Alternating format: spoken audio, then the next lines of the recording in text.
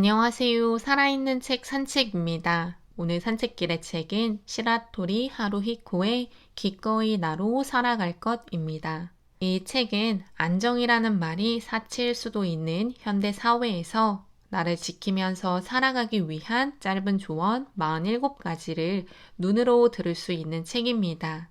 나를 나답게 지켜내는 힘, 인생이 감추어 놓은 비밀, 머릿속 굳은 살을 벗겨내기 위해 불안정한 삶을 각오하라 라는 4가지의 큰 주제로 구성되어 있습니다. 죽을 때까지 안심하지 못하는 우리의 인생에 안정적으로 살려는 그 자체가 욕심이라는 생각을 하게 만드는 책입니다. 모든 사람에게는 각자가 원하는 인생, 목표, 자기만의 사고방식, 인생 방식 등이 있을 텐데요.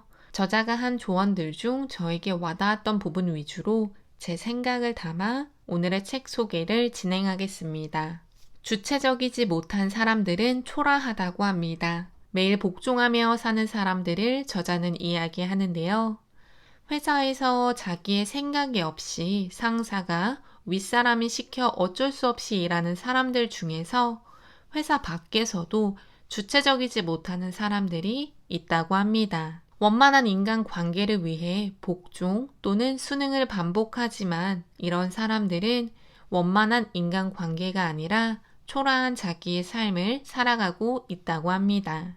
회사를 다닐 수밖에 없는 사람들에게 회사의 상사가 내리는 업무 지시를 따르지 말라고 할 수는 없지만 적어도 회사라는 굴레 틀에서 벗어나면 내 자신이 살고 싶은 인생을 살아가는 주체적인 모습이 필요하다는 것은 저 역시 강조하고 싶습니다. 조화의 시간을 가지라고 합니다. 독서를 하며 시간 가는 줄 모르는 것, 공부를 하며 시간 가는 줄 모르는 것, 취미 생활을 하며 시간 가는 줄 모르는 것, 여행을 하며 시간 가는 줄 모르는 것 등 이런 경험들을 우리는 한 번쯤 했을 것입니다. 시간은 마음과 밀접하게 연관되어 있기 때문에 내가 처한 상황에 따라 빠르게 또는 더디게 간다고 합니다. 내가 무언가와 완벽하게 조화를 이룰 때는 시간의 흐름을 거의 느끼지 못하게 된다고 합니다. 저자는 이를 아름다운 연소 현상이라는 멋진 단어로 표현했으며 일이나 인간관계가 원만할 때 시간이 어떻게 흐르는지 모르는 조화로운 상태가 이어진다고 합니다. 이런 조화의 기쁨은 인간이 가지는 본원적인 감정이며 고전에서는 종종 영원의 순간이라고 이야기한다고 하는데요. 우리가 이런 시간을 자주 가져야 하는 이유는 조화의 시간은 사람을 더욱 생산적으로 바꾸기 때문이라고 합니다. 또 칸트는 자신의 내부에서 무언가를 지각하거나 인식할 때 사용하는 도구 가운데 하나가 시간이라고 했습니다. 저자 역시 시간은 내 안에 있다고 하며 칸트와 저자의 관점으로 본다면 우리는 시간이 있다, 시간이 없다, 시간에 쫓기고 있다라는 문장을 어쩌면 사용하지 않을 수도 있겠다는 겁니다. 시간은 내 안에 존재하기 때문에 내가 어떻게 일을 처리하는지 등에 따라 시간을 다루는 방법이 달라지기 때문입니다. 내가 일을 처리할 때 시간의 부족을 느끼지 않고 여유롭게 무언가를 해낸다고 한다면 그는 결국 시간이 나에게 달려있다라고 하는 것을 보여줄 수 있는 사례라고 생각이 들었습니다. 끝까지 해내라고 합니다. 한번 손댄 일은 무조건 끝까지 마무리하라고 합니다. 결과적으로 안 될 것 같더라도 도중에 포기하지 말라고 합니다. 처음부터 끝까지 전적으로 관여한 일만이 자신의 경험으로 쌓이게 된다고 하는데요. 서툴러도 괜찮고 실패해도 괜찮다고 합니다. 자기가 직접 발로 뛰고 고통받고 성취감을 맛보는 경험이 모여서 진정으로 자신의 것이 된다는 것입니다. 중도에 포기하게 되면 그 일에서 벗어났다는 해방감은 있을 수 있지만 완벽하게 처음부터 끝까지 일을 진행하며 느낀 경험보다는 값지지 않을 수 있다고 합니다. 재능은 명확하다고 합니다. 실제로 눈에 보이기 때문인데요. 저자가 말하는 재능은 무언가를 이루는 것이라고 합니다. 책에 나온 예시처럼 그림에 재능이 있어 화가가 되는 것이 아니라 그림을 그렸기 때문에 화가가 되는 것이라고 합니다. 따라서 우리는 스스로가 재능이 없다고 생각해서는 안 되며 재능이 없다고 좌절하는 것이 아니라 재능을 심고 키우라고 합니다. 무언가를 꾸준히 이루어가면서 끝까지 완수해 나간다면 우리는 재능을 충분히 키워나갈 수 있습니다. 지속적으로 무언가가 되는 것이 인간이라고 합니다. 상점을 가질 수 있지만 그를 경영하는 경영자는 되지 못할 수 있습니다. 우리나라 사례를 들어본다면 은퇴 후 퇴직금으로 자그마한 가게를 차릴 수는 있지만 그 가게를 제대로 운영하지 못하는 사람들이 많습니다.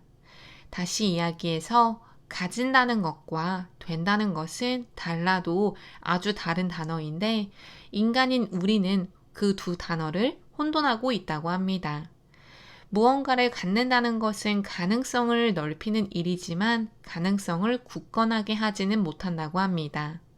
돈이 많아서 사업을 할 수는 있고 치킨집을 차릴 수는 있어도 진정한 경영자로서 그 사업, 치킨집을 번창시킬 수도 있지만 그렇지 못할 수도 있다는 것입니다. 마크 롤렌즈의 철학자와 늑대라는 책에서는 영장류는 자신이 소유한 것을 기준으로 자기를 평가하지만 늑대는 소유한 사실 또는 소유 정도가 아니라 어떤 종류의 늑대가 되는 것인지로 스스로를 평가한다고 합니다. 하지만 인간은 소유한 무언가를 가지고 스스로를 평가하고 남을 평가한다는 생각이 들었는데요.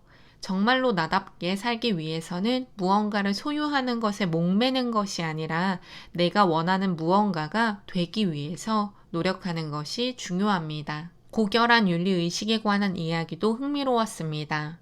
오스트리아 철학자 루트비히 비트겐슈타인은 이미 일어난 일에 그늘에 가려 대부분의 사람들이 알려고 하지 않는 일, 일어나지도 않는 일도 사실로 받아들였다고 합니다. 책에 나온 예시로 아침 식사로 스크램블 에그를 만들었을 때 스크램블 에그를 만들었다는 그 사실에는 계란말이, 계란찜 등 다양한 계란 요리가 세상에 존재한다고 간주했다는 것입니다. 이 내용에서 저자는 우리가 무슨 일을 하다가 다른 선택을 했어야 하는데 라며 분통을 터뜨리고 페인을 잘못 선택한 탓으로 돌리며 고결한 윤리의식을 보여주지 못한다고 이야기합니다. 우리가 한 가지의 가능성만을 선택하는 것이 아니라 스크램블 에그를 만듦으로써 계란말이, 계란찜 등의 다양한 가능성을 선택하지 않았다는 것입니다. 다시 얘기해서 한 가지를 선택해서 한 가지를 버렸다는 것이 아니라 한 가지를 선택해서 여러 가지 다양한 것들을 버렸다는 사실을 이해해야 한다고 합니다. 그렇게 되면 자기가 선택한 일을 소중하게 여기고 무슨 일이 있더라도 후회를 하지 않게 된다고 합니다. 사치가 존경의 표현이라는 문장도 흥미로웠습니다. 사치를 부정적인 뉘앙스로 여기는 사람들이 많다고 하는데요. 필요 이상이라는 의미를 지니는 사치이지만 부정적인 의미는 아니라고 합니다. 오히려 사치라는 단어는 아낌없음, 풍족함, 여유, 광채와 같은 느낌을 묻어내게 한다고도 합니다. 매번 사치를 부리는 일은 방종이고 권력 과시에 가깝지만 일상에서 하나둘 정도의 사치는 마음속에 꽃을 피우는 것과 같다고 합니다. 장미꽃 한 송이를 사서 약속한 상대에게 건네주는 행위는 상대방을 생각하고 있다는 마음을 드러내주고 더욱 그 사람과의 관계를 원만하게 해줄 수 있는 작은 사치라고 생각합니다. 불안정한 사회에서 안정적으로 살고자 하는 것 자체가 인간의 욕심이라고 말씀드렸습니다. 이처럼 고민 많은 사회에서 고민 없이 사는 것도 어쩌면 초현실이지 않을까 싶은데요. 저자 역시 고민은 우리 인간들이 짊어지고 가야 하는 당연한 것이라고 합니다. 고민은 자기가 자기만의 길을 만들어가기 위해 오는 발의 통증일지도 모르고 더 강한 자신을 만들기 위한 시련일지도 모른다고 생각하라고 저자는 말하고 있습니다. 일을 하고 자기의 삶을 만들어가기 위해서 고민, 노력, 궁리를 하지 않고 왜 자기에게만 이런 시련이 오는지 고민을 하고 있는 사람이라면 그들은 뼛속까지 게으른 사람이라고 표현할 수 있다고 합니다. 작은 배 한 척을 부릴 때도 노를 계속 저어야 하는 것처럼 파도가 넘실대고 한 치 앞을 알 수 없는 다이나믹한 바다라는 인생에서 우리는 노젓기가 힘들다고 불평만 하고 있지는 않은가 자신의 모습을 성찰해보는 시간이 필요합니다. 5월은 가족들을 챙기고 내 주위 사람들을 챙기는 날이 많다는 생각이 들면서도 나를 챙기기 위해서는 얼마나 시간을 투자하고 있나라는 생각이 문득 들어 오늘의 책을 읽고 소개하게 되었습니다. 기꺼이 나로 살아가는 내 인생을 제대로 만들어가는데 물론 부모님, 자녀, 스승님도 친구들도 많은 사람들의 도움이 필요했습니다. 하지만 나의 주체성을 바로 세우기 위해서는 내가 바로 서야 하지 않을까 하는 생각도 듭니다. 불안정한 시대를 살고 있는 많은 사람들이 자기의 생각이 아니라 다른 사람의 생각에 이끌리고 끌려가는 삶을 살고 있는 모습을 자주 보게 되는데요. 책에서 저자도 말하고 있듯 독서라는 것이 자기의 가치관을 바로 세울 수 있고 도움이 된다는데 적극 공감이 되었습니다. 따라서 저 역시 주체적인 삶을 살기 위해서 책 읽기 독서를 강력 추천하고 싶습니다. 오늘 산책길의 책은 기꺼이 나로 살아갈 것이었습니다. 감사합니다.